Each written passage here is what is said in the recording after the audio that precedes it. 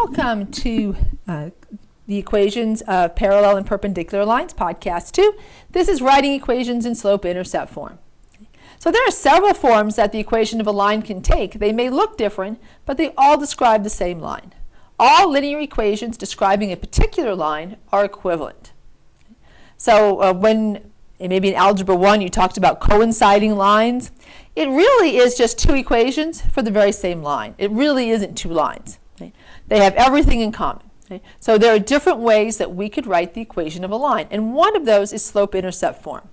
Right? So slope-intercept form of a line, y equals mx plus b, where m is the slope of the line and b is the y-intercept of the line, or the y-coordinate of the point at which the line crosses the x-axis. The y-axis, excuse me. The y-intercept is the value of y when x is 0. Okay? So from a graph, we can just look where x is 0, and it's going to be 0 all along the y-axis. And so whatever point our line crosses the y-axis, that's our y-intercept. From an equation, we can find our y-intercept simply by plugging in 0 for x and solving for y. All right, so slope-intercept form, if the graph of an equation intersects the y-axis at the point 0b, then the number b is the y-intercept of the graph. All right, so in slope-intercept form, our y is going to be isolated. Right? That coefficient in front of x is going to be our slope, and that constant added in is going to be our y-intercept. I'd like you to add in the parts that I've written in on the smartboard up here. All right, so just add that to your notes. In your notes, it's about halfway down the first page. All right, so you've got yours looks identical to mine when I'm about there. All right, so just add that part to your notes. Right? We're just picking up from where we left off in the last podcast, which was slope. All right, so slope-intercept form of a line, y equals mx plus b. When a number is written when an equation is written in this form, where m is equal to any number, including 1 understood, and b is any number, including 0, we learn two things. We're going to learn the slope of the line and the y-intercept. Okay? So m is going to be our slope. It's that coefficient right in front of x. And b is going to be the y-intercept. It's where the line crosses the y-axis. Okay? And it's that number that's added in. Okay? All right, so we have some equations here. All right, we're going to do these together. You be thinking of the answer, okay, and while I write them up here. All right, so the first thing we'll do is we'll find the slope. Our first equation is y equals 2x plus 3. Right? That coefficient there that's right in front of x, that's our slope. So our slope is 2. Our y-intercept is this value that's added in here at the end. That's 3. We usually write that as a point. Right? But I have in the column right in between there, points on the graph of the equation. So that y-intercept 3 is really the point 0, 3. And you can see if I plug in 0 for x, I'd have 2 times 0, that's 0, plus 3, that's 3. So 0, 3 is our y-intercept. Right? We just don't have to plug anything in to actually find it because we have it in slope-intercept form. But if we plugged in x, we plug in 0 for x, you could find the y-intercept as well. Right? So I'll just put it over here. So y equals 2 times 0 plus 3. We could see it's 3. But we really didn't need to do that, right? Because we know that 3 is the y-intercept. Let's find another point on our graph. And we're given an x value of 1. Now we'll plug it in. So y equals 2 times 1 plus 3. 2 times 1 is 2 plus 3 is going to be 5. Right? I'll put it over here. Otherwise, I'm probably going to run out of space. Right, so 1, 5 is another point on the graph. Right, so the y-intercept is really easy to find when it's a slope-intercept form. We don't have to do any work at all. But to find other points, we're going to have to plug in the x value. Our second equation is y equals negative x plus 2. Okay. We don't normally write in 1.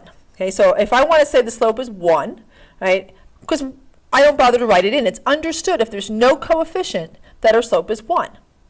Because 1 times anything is still that same thing. So do I really need to write 1 times x? No, that's x. But we understand our slope is 1. Well, if I have a negative, same idea applies. Our slope is going to be negative 1 because we just don't bother to write in the 1.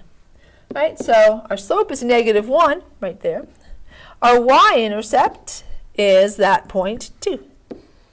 0, and we know it's really the point 0, 2. So the value is 2 for the y-intercept, and it's the point 0, 2. To find the value of our function when x is 1, we will just plug in, oops, I'm writing the same equation again. We'll just plug in 1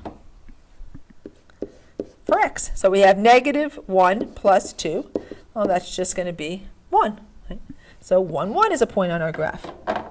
Let's find another point, right? And deal with another equation. Right? So y equals 1/2 x minus 4. The slope is that coefficient in front of x, so our slope is 1/2. Our y-intercept is the value added in. It's -4. Don't forget that minus goes with that number. It's a -4. So the point 0, -4 is our y-intercept. And y equals 1/2 times 1 minus 4 is going to be a point on the graph. Now that's going to give me 1/2. And then I've got minus, well, I need to add those together. 4 is the same as 8/2, right? Because 2 goes into 8 4 times, right? So 8 divided by 2 is 4, so 8/2 is -4. So 1/2 minus 8/2 is going to give us -7/2. Okay? Get used to working with fractions. They are sometimes, when we try and divide fractions and make them decimals, we get non-terminating decimals, which means that our answers aren't going to be exact. They're going to be approximations. And we don't want approximations. We want exact. Now, it wasn't very hard, right, to subtract 8/2 from 1/2. All right, so let's look at the next one here. We have the equation y equals -2x. All right, our slope is that coefficient that's right in front of x. It's a -2. Our y-intercept, we don't see any value added in, so that means our y-intercept is 0, and that means 0, 0 is the point. Okay? I'm kind of running out of space on this side, so I'm going to work over here, which is really stretching my microphone. All right, so we want to find the value of y when x is 1. So we have y equals -2 times 1. That's just going to be the point -2. All right, so 1, -2 is a point on our graph. And then our last one here, it is and it isn't the trickiest one. All right, so we want to find our slope first of all. Well, what could it be? Is it 7? Well, it's not 7. What could it be? Well, I'm going to write this equation another way. What if I wrote it as y equals 0x plus 7? Is that the same as y equals 7? Well, 0 times anything is just 0, and 7 plus 0 is just 7. So y equals 7 and y equals 0x plus 7 are the exact same things. Our slope here is 0. Our y-intercept is 7. That means our graph goes through the point 0, 7. And if I plug in, hey, where do I plug in 1 for x? There's no x. Well, guess what? What do you think the y value might be? If y is 7, that means no matter what x is, y is 7, right? So there we go. We have all this filled in, right? Were there any of these that stumped you? Let me know in class if there were any that you had trouble with, if any of these you want to go over, all right? Or did you get them all correct, right? I think maybe the trickiest one is that last one, because you might not have thought of 0 as the slope. All right, so let's continue on. So you have this in your notes. It's just a little bit written a little bit smaller. It's on the left-hand side there. Writing an equation of a line from a graph. So it's on the left-hand side. It's just below where we were writing. Okay, so it's all the stuff on the left-hand side. All right, so you got to pick 2 points on the line and use them to find the slope. This is the value of m in the equation. Now sometimes you can count the rise and run. The points are easy to see. The lines on the graph are easy to see. It's nice and big. It's easy. Fine, you can count the slope. Sometimes, though, you might have trouble counting the slope. If you're having any trouble counting the slope, always use the slope formula. Okay?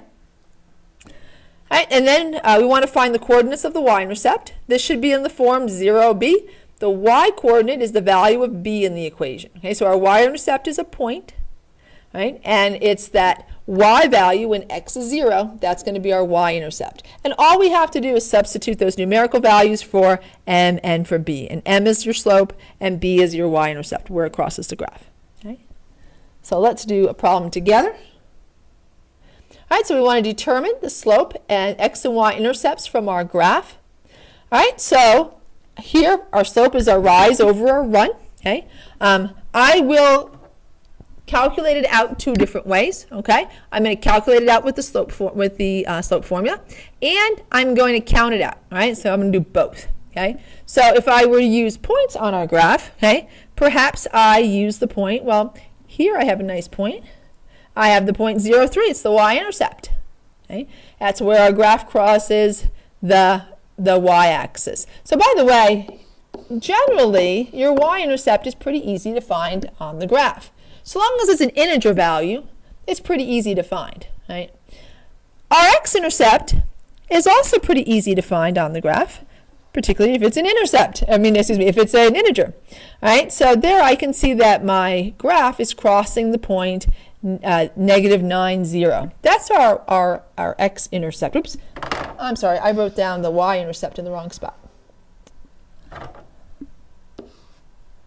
Because I was talking about the y-intercept on the last page, so I just kept talking about the y-intercept, but I accidentally wrote it next to the x-intercept.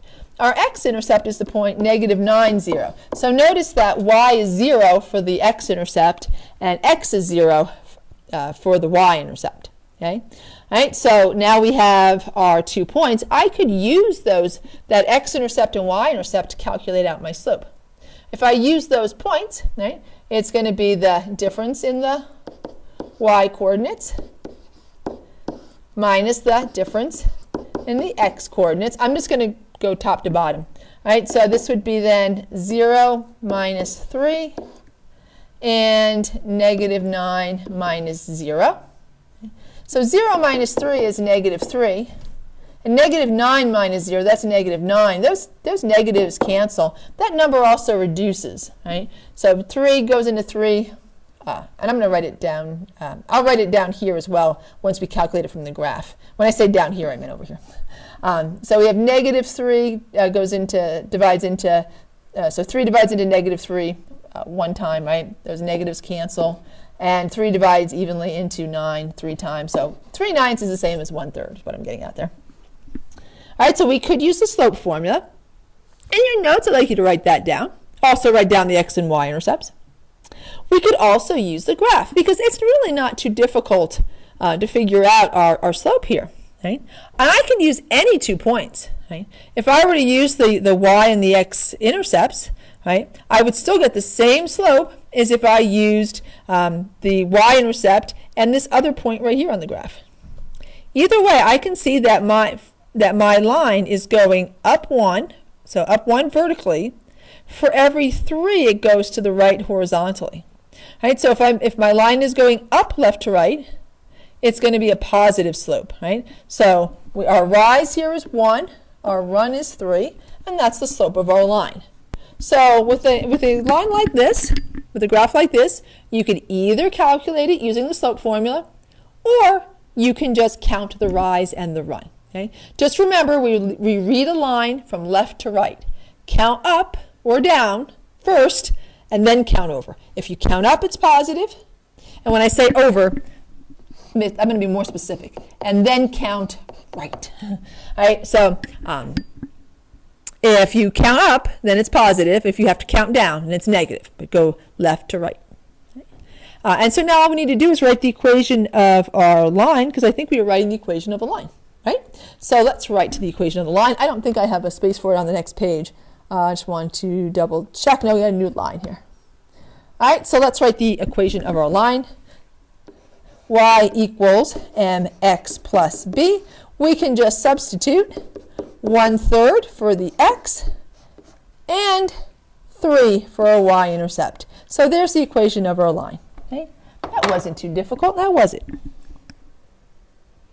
I'm going to do one more. This one is not in your notes. Remember, if you need more time, just pause the tape.